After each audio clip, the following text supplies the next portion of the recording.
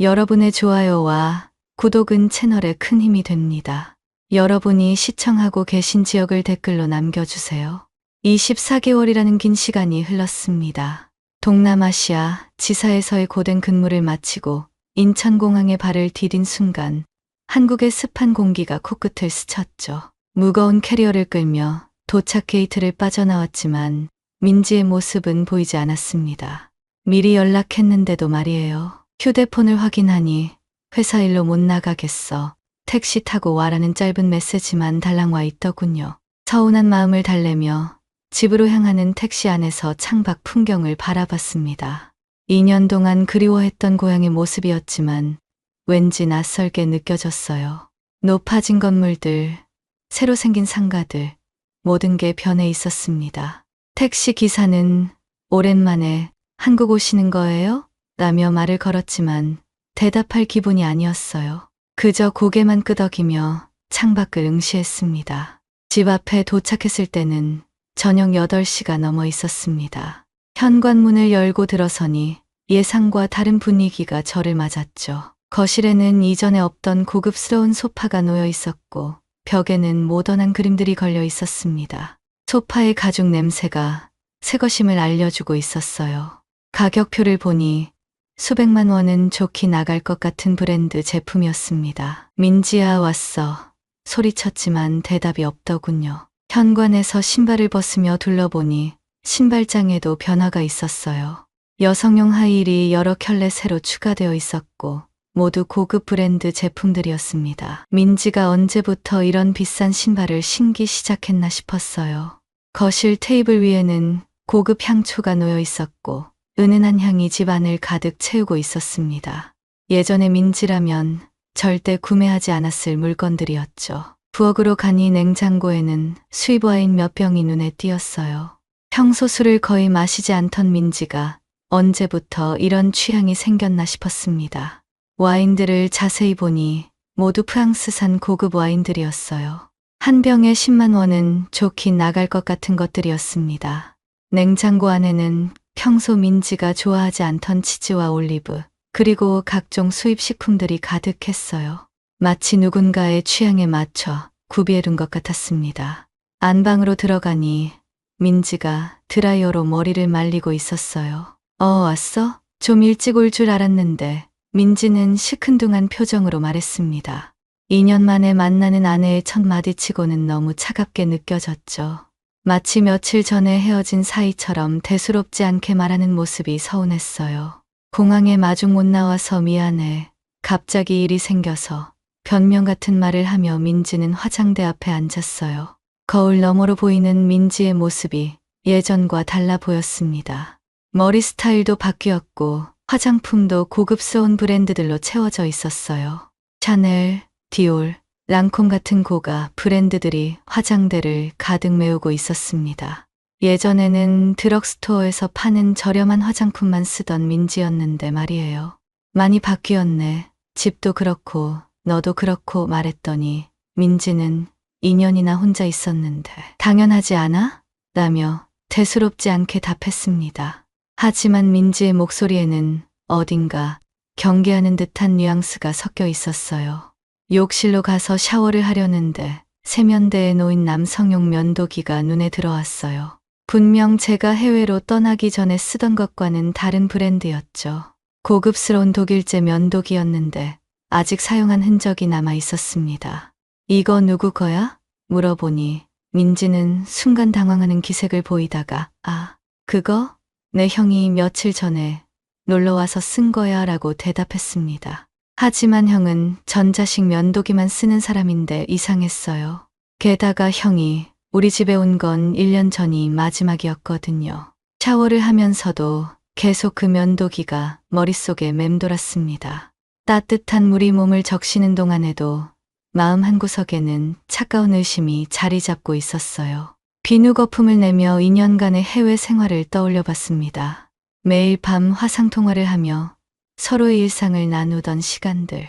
힘들 때마다 민지의 따뜻한 위로가 얼마나 큰 힘이 되었는지 생각하니 지금의 차가운 분위기가 더욱 당혹스러웠어요. 샤워를 마치고 나오니 민지는 이미 잠자리에 들어 있었습니다. 피곤해서 먼저 잘게 하며 등을 돌리고 누워 있더군요. 평소 같으면 오랜만에 만난 남편을 맞이하느라 이런저런 이야기를 나눴을 텐데 오늘은 왠지 어색한 침묵만이 방 안을 가득 채웠습니다. 침대에 누워 천장을 바라보며 2년간의 해외 생활을 되돌아봤어요. 매일 밤 화상통화를 하며 서로를 그리워했던 시간들. 힘들 때마다 민지의 목소리가 얼마나 큰 위안이 되었는지 생각하니 가슴이 먹먹해졌습니다. 그런데 지금 옆에 누워있는 민지에게서는 예전의 따뜻함을 찾을 수 없었어요. 마치 다른 사람이 된 것 같은 느낌이 들었습니다. 새벽 2시가 넘어서야 잠이 들었지만 꿈속에서도 계속 그 낯선 면도기가 떠올랐어요. 다음 날 아침, 민지는 이른 시간에 일어나 서둘러 준비를 하고 있었습니다. 평소보다 1시간이나 일찍 일어난 모습이었어요. 오늘 일찍 나가야 해서 하며 화장을 하는 민지의 모습을 지켜봤습니다. 예전보다 훨씬 정성스럽게 화장을 하고 있더군요. 파운데이션부터 시작해서 아이섀도우, 마스카라까지 꼼꼼하게 발라가며 화장하는 모습이 마치 특별한 약속이라도 있는 것처럼 보였어요. 립스틱도 선명한 빨간색으로 바르고 향수까지 뿌리고 있었습니다. 목 뒤쪽과 손목에까지 향수를 뿌리는 모습을 보니 뭔가 석연치 않았어요. 어디 가는데? 물어보니 친구들이랑 만나기로 했어 라고 대답했어요. 하지만 왠지 모르게 진실이 아닌 것 같은 느낌이 들었습니다. 민지의 눈동자가 제 시선을 피하고 있었거든요. 옷차림도 평소와 달랐어요. 몸에 딱 맞는 원피스에 하이힐까지 신고 있었는데 이런 차림은 정말 중요한 만남이 있을 때나 하는 스타일이었습니다.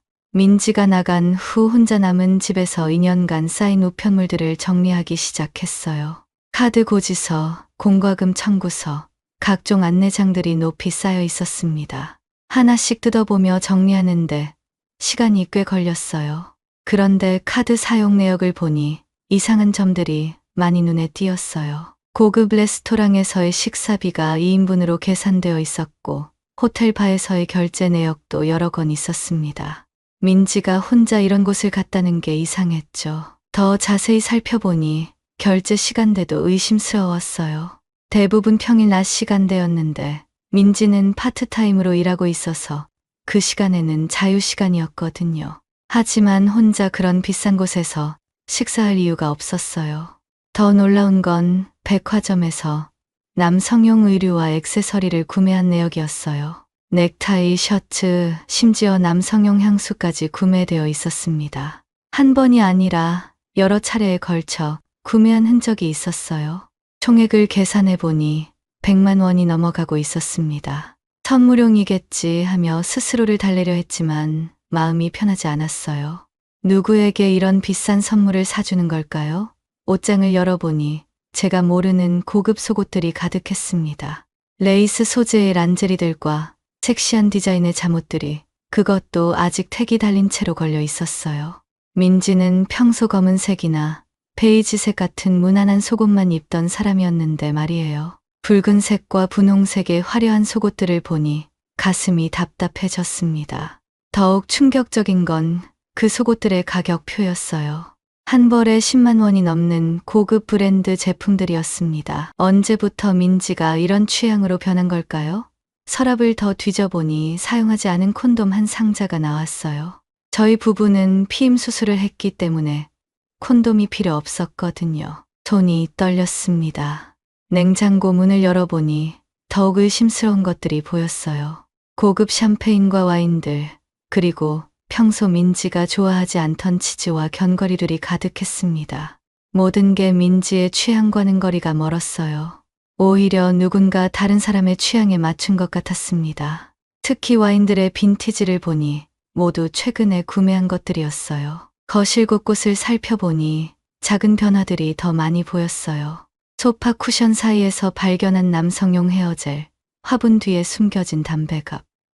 심지어 현관 신발장에는 제 것이 아닌 남성용 구두도 한 켤레 있었습니다. 사이즈도 제 발보다 한 치수 작은 275였어요. 구두를 들어보니 아직 밑창이 그리 닳지 않은 걸로 봐서 최근에 신은 것 같았습니다. 이 모든 증거들을 보며 가슴이 철렁 내려앉았습니다. 하지만 아직 확신할 수는 없었어요. 혹시 제가 너무 예민하게 생각하는 건 아닐까 하는 생각도 들었습니다. 하지만 이렇게 많은 우연이 겹칠 수는 없겠죠. 저녁 무렵 민지가 돌아왔을 때 조심스럽게 물어봤어요. 집에 이상한 물건들이 많이 있는데 민지는 순간 당황하는 표정을 지었다가 곧 태연하게 대답했습니다. 아, 그거? 친구들이 놀러 오면서 가져온 거야. 요즘 집에서 모임 자주 하거든. 하지만 민지의 눈동자가 불안하게 흔들리는 걸 놓치지 않았어요.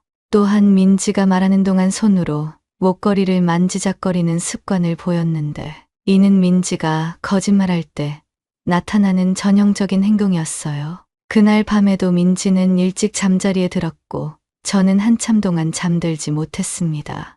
머릿속으로는 온갖 가능성들이 스쳐 지나갔어요. 혹시 민지가 다른 남자와 아니야. 그럴 리 없어. 하지만 증거들은 너무나 명확했습니다. 새벽까지 뒤척이며 어떻게 해야 할지 고민했어요. 며칠 후 집에서 우편물을 정리하다가 휴대폰 요금 청구서를 발견했습니다. 평소보다 훨씬 두꺼운 봉투였어요. 펼쳐보니 통화 내역이 엄청나게 많았습니다. 일반적으로 한 달 사용료가 5만 원 정도였는데 이번 달은 15만 원이 넘어가고 있었어요. 특히 한 번호로의 통화가 압도적으로 많았죠. 윤상혁이라는 이름으로 저장된 번호였는데 거의 매일 몇 시간씩 통화한 기록이 있었어요. 심지어 새벽 시간대 통화도 여러 건 있었습니다. 새벽 2시, 3시에도 통화를 했다는 게 믿어지지 않았어요. 문자 메시지 개수도 한 달에 수천 건을 넘어가고 있었습니다. 이 정도면 연인 사이가 아니고서는 불가능한 수준이었죠. 손이 덜덜 떨렸습니다. 청구서를 다시 한번 자세히 살펴보니 통화 시간대도 이상했어요. 제가 해외에서 일하는 시간, 즉 한국 시간으로는 낮 시간대에 집중적으로 통화가 이루어져 있었습니다.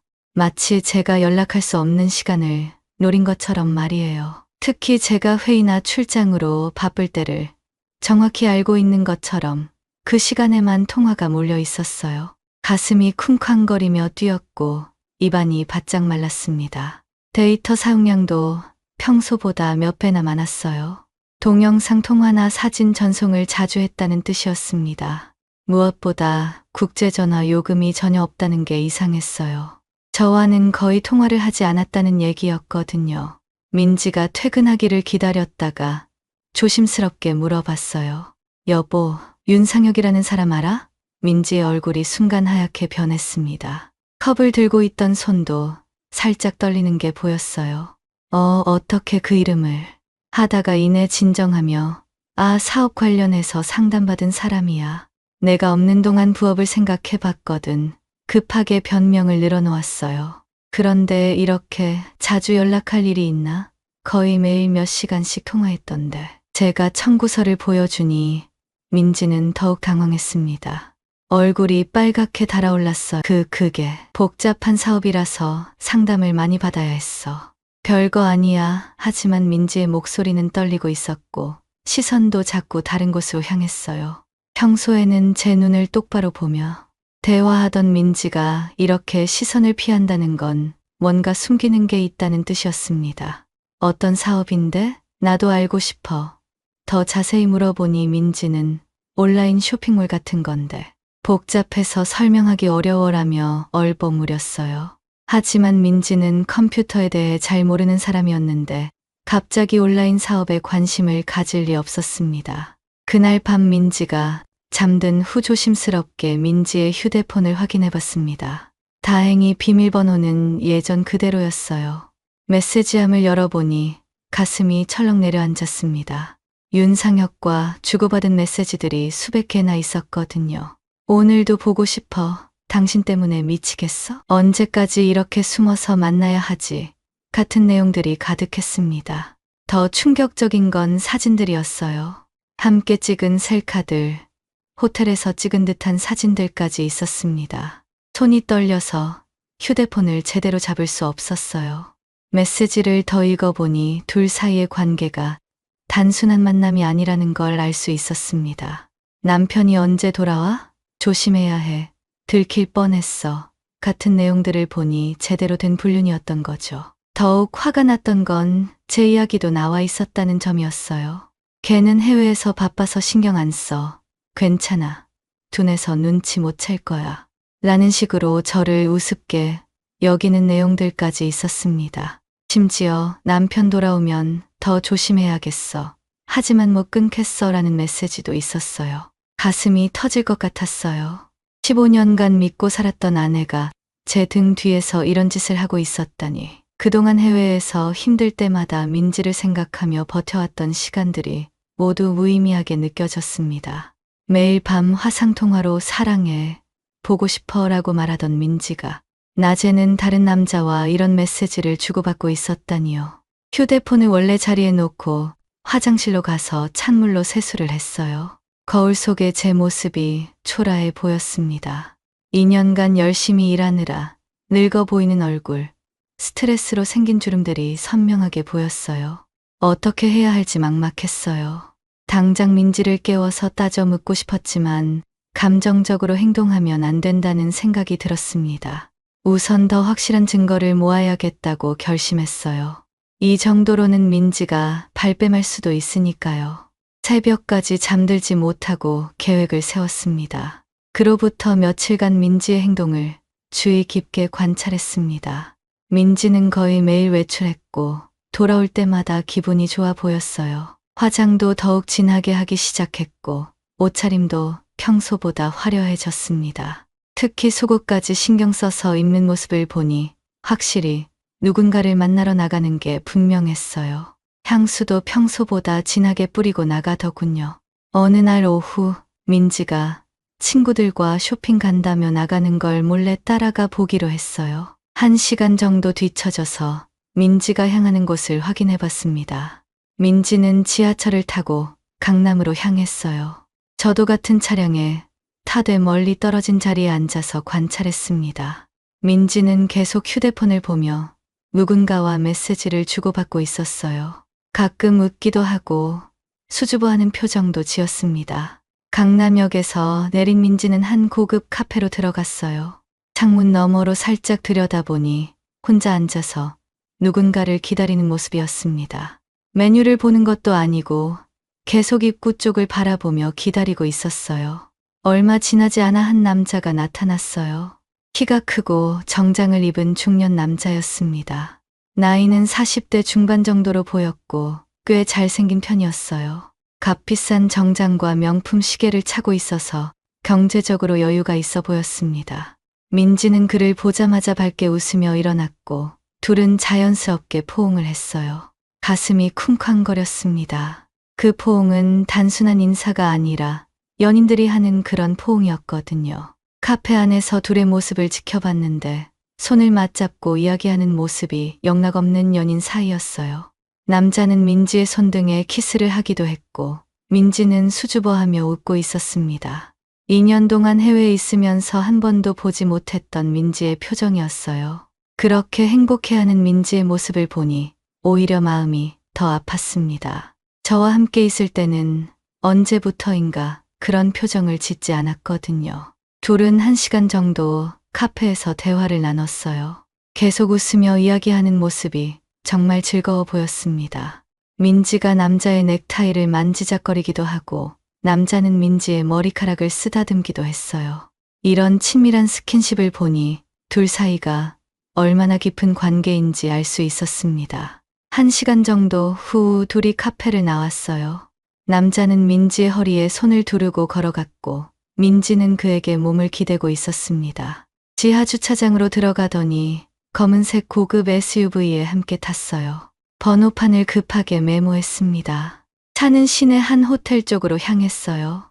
저도 택시를 타고 뒤따라갔지만 호텔 앞에서 더 이상 따라갈 수는 없었습니다. 둘이 호텔로 들어가는 모습을 보며 현실을 받아들여야 했어요.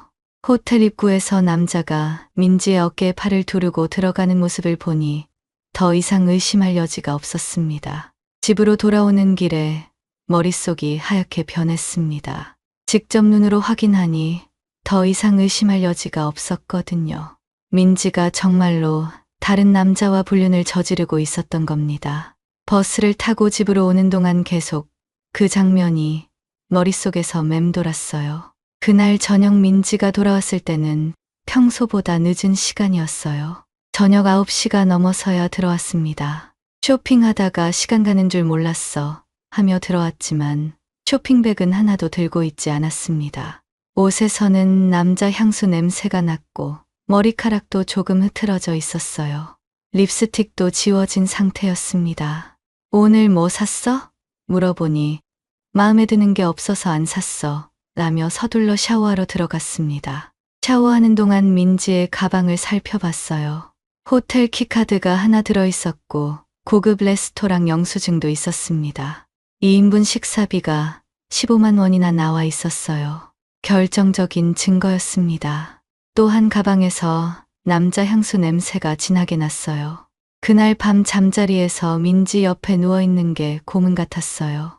바로 몇 시간 전까지 다른 남자와 함께 있었던 민지가 아무렇지 않게 제 옆에서 잠들어 있다니 분노와 배신감 그리고 깊은 절망감이 몰려왔습니다. 15년간의 결혼 생활이 모두 거짓이었던 건가요? 제가 해외에서 가족을 위해 고생하고 있는 동안 민지는 다른 남자와 즐거운 시간을 보내고 있었던 거군요. 새벽까지 잠들지 못하고 천장만 바라봤습니다.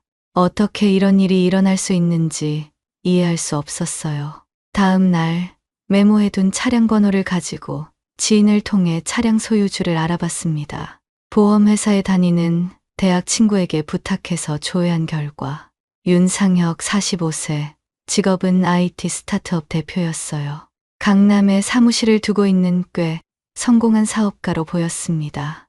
인터넷 검색을 해보니 여러 기사에도 나온 인물이었어요. 젊은 나이에 회사를 설립해서 큰 성공을 거둔 사업가로 소개되어 있었고 업계에서도 인정받는 인물이라고 나와 있었습니다. 회사 홈페이지를 보니 직원만 50명이 넘는 중견기업이었어요. 모바일 앱 개발을 전문으로 하는 회사였고 최근에는 게임 분야에도 진출했다고 나와 있었습니다. 윤상혁의 프로필을 보니 상당히 성공한 인물이었어요. 대학도 명문대를 나왔고 대기업에서 몇 년 근무한 후 창업을 했다고 되어 있었습니다. 더 중요한 사실은 윤상혁이 기혼자라는 점이었어요. 아내는 정은혜라는 분으로 피아노 학원을 운영하고 있었고 고등학생 딸이 하나 있었습니다. 가족 사진도 인터넷에 올라와 있었는데 행복해 보이는 가정의 모습이었어요. 윤상혁의 아내 정은혜는 차분하고 지적인 인상의 여성이었습니다. 나이는 43세 정도로 보였고 피아노를 전공한 음악인이었어요. 학원 홈페이지를 보니 실력 있는 강사진과 함께 아이들을 가르치고 있었습니다. 학원 소개글을 읽어보니 진심으로 음악 교육에 임하는 모습이 느껴졌어요. 이 여성도 남편의 불륜 사실을 모르고 있을 가능성이 높았어요. 윤상혁의 회사도 자세히 조사해봤습니다. 모바일 앱 개발 회사였는데 최근 몇 년간 매출이 급성장하고 있었어요. 직원도 50명 정도 되는 중견기업으로 성장했고 투자도 여러 차례 받은 것으로 나와 있었습니다. 겉으로 보기에는 성공한 사업가의 모습이었지만 유부남이면서 다른 여자와 불륜을 저지르고 있다니 실망스러웠어요. 회사 위치도 강남 한복판의 고급 오피스텔이었고 사무실 임대료만 월 1,000만 원은 좋게 나갈 것 같았습니다. 며칠 더 관찰해보니 민지와 윤상혁의 만남은 거의 일주일에 3-4번은 이루어지고 있었습니다. 주로 평일 낮 시간대에 만났고 장소도 매번 달랐어요. 고급 호텔, 레스토랑, 카페 등 다양한 곳에서 만나고 있었습니다. 윤상혁은 민지에게 비싼 선물도 자주 사주는 것 같았어요. 민지가 차고 있던 새 시계, 가방, 액세서리들이 모두 윤상혁이 사준 것들이었을 가능성이 높았습니다. 특히 민지가 최근에 차기 시작한 시계는 유명 브랜드 제품으로 가격이 수백만 원은 하는 것이었어요. 계산해보니 제가 해외에 있던 2년 동안 이 관계가 지속되어 왔던 것 같았어요. 민지의 휴대폰을 다시 확인해보니 윤상혁과의 메시지, 기록이 1년 반 전부터 시작되어 있었거든요. 처음에는 단순한 인사말부터 시작해서 점점 친밀해지는 과정이 고스란히 남아 있었습니다. 안녕하세요. 사업 상담건으로 연락드려요로 시작된 관계가 어떻게 불륜으로까지 발전했는지 그 과정이 메시지로 다 남아 있었어요. 제가 해외에서 힘들어하며 가족을 그리워하고 있을 때 민지는 다른 남자와 새로운 관계를 시작하고 있었던 거죠. 더 충격적인 건 윤상혁이 민지에게 해외여행도 제안했다는 점이었어요. 다음 달에 제주도 여행 어때? 일본 온천 여행도 좋을 것 같은데 같은 메시지들이 있었습니다. 배신감이 극에 달했습니다. 이제 어떻게 해야 할지 진지하게 고민해야 했어요. 그냥 이대로 넘어갈 수는 없었습니다. 하지만 감정적으로 행동해서는 안 된다는 생각도 들었어요. 법적으로 유리한 위치에 서기 위해서는 더 확실한 증거가 필요했습니다. 무엇보다 윤상혁의 아내인 정은혜도 이 사실을 알아야 한다고 생각했어요. 그녀 역시 저와 같은 피해자니까요. 하지만 어떻게 접근해야 할지는 좀 더 신중하게 생각해 봐야 했습니다. 며칠간 고민한 끝에 정은혜에게 연락을 취하기로 결심했습니다. 하지만 어떻게 접근해야 할지 막막했어요. 갑자기 모르는 사람이 연락해서 당신 남편이 제 아내와 불륜을 저지르고 있다고 말한다면 믿어줄까요? 오히려 사기꾼으로 의심받을 수도 있었습니다. 우선 정은혜가 운영하는 피아노 학원에 대해 더 자세히 알아봤습니다. 학원은 강남구에 위치해 있었고 상당히 규모가 큰 곳이었어요. 홈페이지를 보니 정은혜는 원장이면서 동시에 실력 있는 피아노 강사로도 활동하고 있었습니다. 학원 소개글을 보니 차분하고 진정성 있는 교육을 추구한다고 나와 있었어요. 학부모들의 후기도 좋았고 아이들의 콩쿠르 수상 실적도 우수했습니다. 정은혜의 프로필을 더 자세히 살펴보니 음대를 나온 후 오랫동안 음악 교육에 종사해온 전문가였어요. 결혼 전에는 연주자로도 활동했다고 나와 있었습니다. 결국 익명으로 먼저 접촉해보기로 했습니다.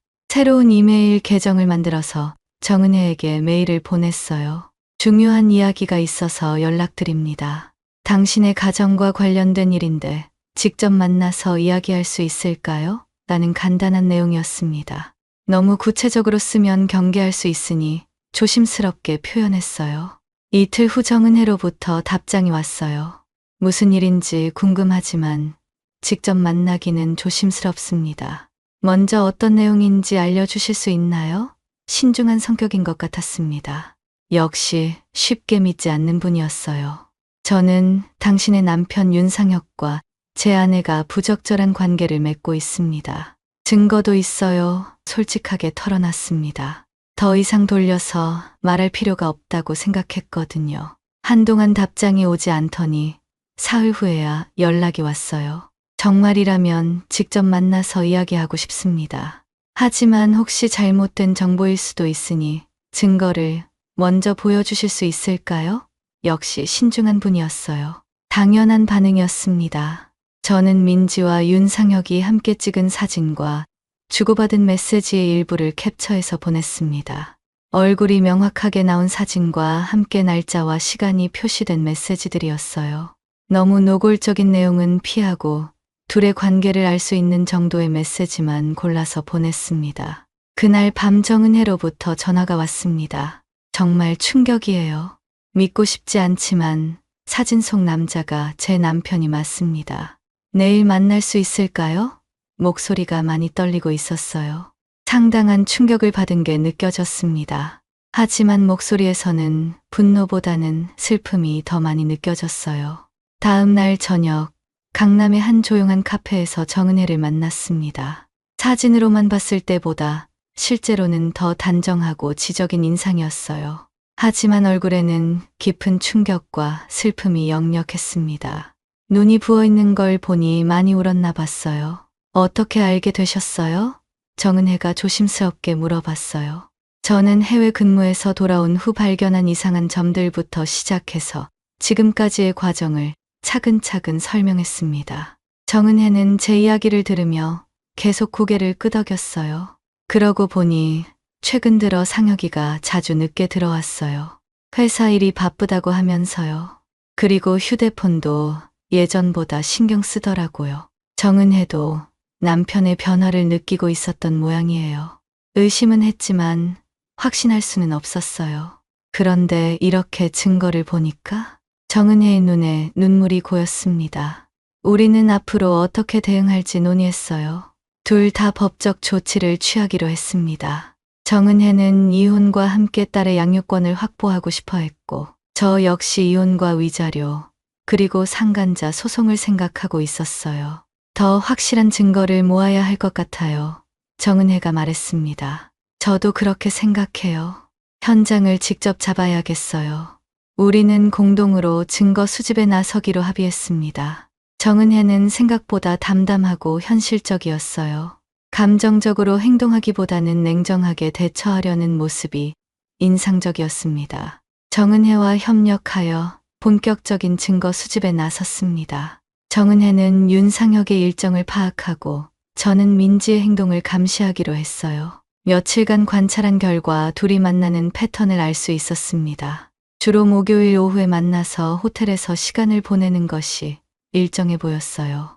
윤상혁은 목요일마다 중요한 미팅이 있다며 일찍 퇴근했고, 민지도 목요일마다 친구들과 만난다며 나갔거든요.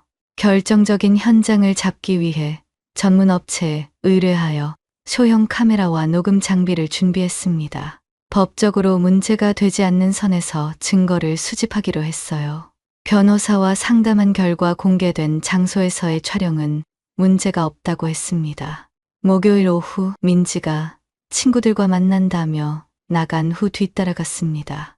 예상대로 민지는 평소 만나던 카페로 향했어요. 정은혜는 윤상혁이 회사에서 나오는 것을 확인하고 저에게 연락을 주었습니다. 지금 회사에서 나왔어요. 10분 후면 카페에 도착할 것 같아요. 드디어 결정적인 순간이 다가왔습니다. 저는 카페 근처에서 대기하며 소형 카메라를 준비했어요. 윤상혁이 카페에 도착하자 민지는 반갑게 맞이했어요. 둘은 잠시 차를 마신 후 함께 호텔로 향했습니다. 저와 정은혜는 각각 다른 위치에서 이들의 행동을 지켜봤어요. 호텔 로비에서 체크인하는 모습, 엘리베이터를 타고 올라가는 모습까지 모두 촬영했습니다. 윤상혁이 프런트에서 키를 받을 때 민지는 옆에서 조금 떨어져 있었지만 명백히 함께 온 것이 확실했어요. 2시간 정도 후 둘이 호텔에서 나올 때도 카메라에 담았어요. 민지의 머리카락은 흐트러져 있었고 윤상혁은 넥타이를 제대로 매지 않은 상태였습니다. 무엇을 했는지 뻔히 알 수 있는 모습이었죠. 호텔 주차장에서 둘이 작별 키스를 하는 장면까지 포착했습니다. 정은혜는 남편의 이런 모습을 직접 보며 많이 충격받은 것 같았어요. 손이 덜덜 떨리고 있었거든요. 이제 충분한 증거가 모였나요? 정은혜가 물어봤습니다.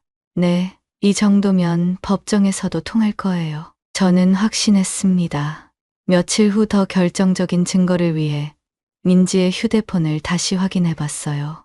윤상혁과 주고받은 메시지들을 모두 스크린샷으로 저장했습니다. 특히 노골적인 내용의 메시지들과 호텔에서 찍은 사진들까지 모두 확보했어요. 오늘 너무 좋았어. 다음에는 더 오래 있고 싶어. 같은 메시지들이 호텔에서 나온 후 주고받은 것들이었습니다. 통화 녹음도 몇 개 남겨두었습니다. 정은혜도 마찬가지로 윤상혁의 휴대폰에서 증거들을 수집했어요. 민지에게 보낸 사랑 고백 메시지들, 함께 여행 계획을 세우는 내용들, 심지어 제 흉을 보는 내용까지 있었습니다. 그 남편 언제 또 해외 나가나? 그럼 우리 마음 놓고 만날 수 있을 텐데. 같은 메시지를 보니 분노가 치밀었어요. 더욱 화가 난 건 윤상혁이 민지에게 아내는 의심 안 해, 순진해서라는 메시지를 보낸 것이었습니다. 정은혜를 우습게 여기는 내용이었죠. 이제 법적 대응을 위해 변호사를 선임했습니다. 이혼 전문 변호사에게 상담을 받았는데 이 정도 증거면 승소 가능성이 매우 높다고 했어요. 위자료와 상간자, 소송 모두 유리하게 진행할 수 있을 것 같았습니다. 정은혜도 마찬가지로 변호사를 선임했고 딸의 양육권 확보에도 문제없을 것이라는 조언을 받았어요. 드디어 모든 준비가 끝났습니다. 이제 민지와 윤상혁에게 현실을 직면하게 해줄 때가 왔어요. 더 이상 이들의 배신을 묵과할 수는 없었습니다. 모든 증거가 준비된 후 정은혜와 함께 계획을 세웠습니다. 동시에 두 사람을 상대로 진실을 폭로하기로 했어요. 서로 연락해서 변명을 맞춰볼 시간을 주지 않기 위해서였습니다. 어느 금요일 저녁 민지가 평소처럼 친구들과 만난다며 나가려는 순간 말을 걸었습니다. 잠깐 앉아봐. 중요한 이야기가 있어. 민지는 당황하며 무슨 일이야? 약속 시간 늦는다고 하며 서둘렀지만 제가 휴대폰에서 사진 한 장을 보여줬어요. 윤상혁과 함께 호텔에서 나오는 민지의 모습이었습니다. 선명하게 찍힌 사진이었죠. 민지의 얼굴이 하얗게 변했어요. 이게 뭐야? 내가 더 잘 알지 않나? 윤상혁과 2년간 불륜을 저지른 건 말이야. 민지는 한동안 말을 잇지 못하더니 오해야. 이건 오해라고 하며 변명을 늘어놓기 시작했습니다. 하지만 저는 모든 증거를 차례로 보여줬어요. 메시지 내용, 호텔 출입 영상, 신용카드 사용 내역까지 모든 것이 완벽했습니다. 특히 둘이 주고받은 노골적인 메시지들을 보여주니 민지는 더 이상 변명할 수 없었어요. 변명은 그만해. 이미 변호사도 선임했고 이혼 소송 준비도 끝났어. 위자료와 상간자 소송도 함께 진행할 거야. 민지는 그제서야 사태의 심각성을 깨달았는지 무릎을 꿇으며 빌기 시작했어요. 미안해. 정말 미안해. 다시는 안 그럴게. 한 번만 용서해줘. 하지만 이미 너무 늦었습니다. 15년간의 신뢰를 배신한 것을 어떻게 용서할 수 있겠어요. 같은 시각 정은혜도 윤상혁에게 모든 사실을 폭로하고 있었어요. 윤상혁은 처음에는 발뺌하려 했지만 증거들을 보고는 관념한 모양이었습니다. 정은혜로부터 연락이 왔어요. 모든 걸 자백했어요. 이제 법적 절차를 밟으면 될 것 같아요. 며칠 후 윤상혁이 저에게 직접 연락을 해왔습니다. 만나서 이야기하고 싶다고 했어요. 만나서 그는 무릎을 꿇고 용서를 빌었습니다. 정말 잘못했습니다. 합의하고 싶어요. 원하시는 만큼 배상하겠습니다. 하지만 저는 단호했어요. 법정에서 만나죠. 합의를 해줄 생각이 전혀 없었습니다. 몇 달 후 재판이 시작되었습니다. 모든 증거가 법정에 제출되었고 민지와 윤상혁은 반박할 수 없었어요. 결국 이혼이 성립되었고 저는 집과 재산의 대부분을 가져갈 수 있었습니다.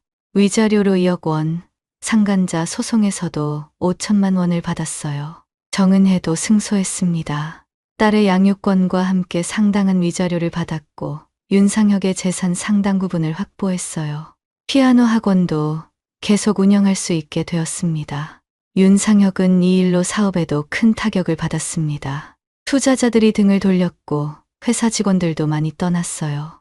결국 회사는 문을 닫게 되었고 개인적으로도 큰 빚을 지게 되었습니다. 사업가로서의 신뢰도 완전히 실추되었죠. 민지는 이혼 후 혼자 살게 되었어요. 재산도 거의 남지 않았고 주변 사람들도 모두 등을 돌렸습니다. 윤상혁도 파산 상태가 되어 더 이상 민지를 돌봐줄 수 없게 되었죠. 결국 둘의 관계도 끝이 났습니다. 서로 책임을 떠넘기며 싸우기 시작했거든요. 저는 새로운 인생을 시작했어요. 회사에서도 승진했고 정신적으로도 많이 회복되었습니다.